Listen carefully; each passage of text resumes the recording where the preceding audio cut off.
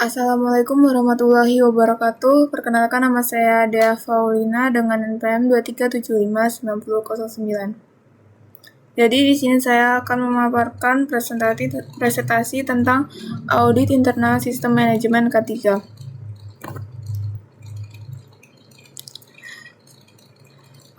Pengenalan audit internal SMK 3.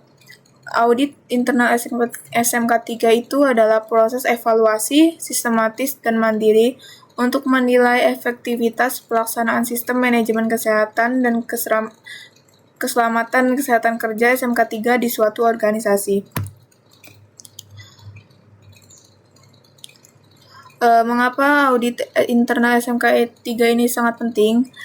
Jadi yang pertama itu menjamin kepatuhan terhadap standar K3.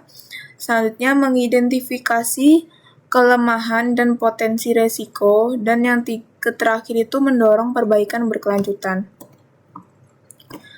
Selanjutnya, ruang lingkup audit internal SMK 3 atau area yang dicakup itu ada dua, aspek operasional dan aspek manajerial. Aspek operasional terdiri atas 4 bagian. Yang pertama itu ada prosedur keselamatan kerja, kedua pelatihan dan kompetensi karyawan, yang ketiga pengelolaan resiko bahaya, dan yang terakhir kesiapsiagaan tanggap darurat. Kemudian aspek manajerial, yang pertama kebijakan K3 dan komitmen manajemen, kedua perencanaan dan implementasi program K3, ketiga dokumentasi dan pencatatan K3, dan yang terakhir tinjauan manajemen dan tindakan korektif. Tujuan utama pelaksanaan audit internal SMK 3, yang pertama kepatuhan, yaitu memastikan kepatuhan terhadap peraturan perundang-undangan dan standar SMK 3 yang berlaku. Yang kedua itu mengidentifikasi potensi bahaya, resiko, dan ketidaksesuaian dalam sistem K3. Dan yang terakhir itu peningkatan, yaitu memberikan rekomendasi untuk perbaikan berkelanjutan dalam kinerja K3.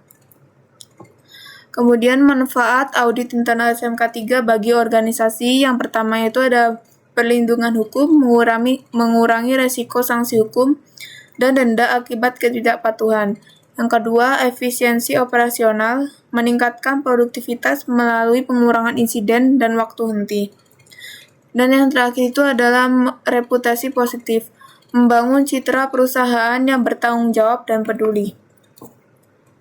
Contoh studi kasus dalam audit yaitu yang pertama temuan audit, penyimpanan bahan kimia tidak sesuai standar, kurangnya pelatihan P3K untuk karyawan baru, kemudian jalur evakuasi terhalang oleh peralatan.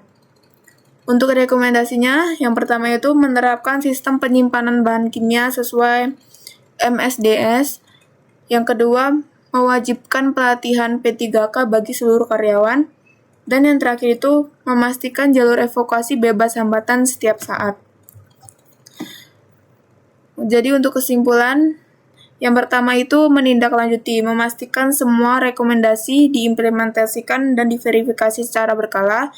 Yang kedua itu evaluasi rutin, melakukan audit internal secara rutin untuk pemantauan berkelanjutan. Dan yang terakhir itu melibatkan semua atau mendorong partisipasi aktif dari seluruh tingkatan manajemen dan karyawan. Dengan komitmen ini, organisasi akan mencapai lingkungan kerja yang aman dan produktif. Sekian presentasi dari saya, kurang lebihnya saya mohon maaf. Saya akhiri. Wassalamualaikum warahmatullahi wabarakatuh.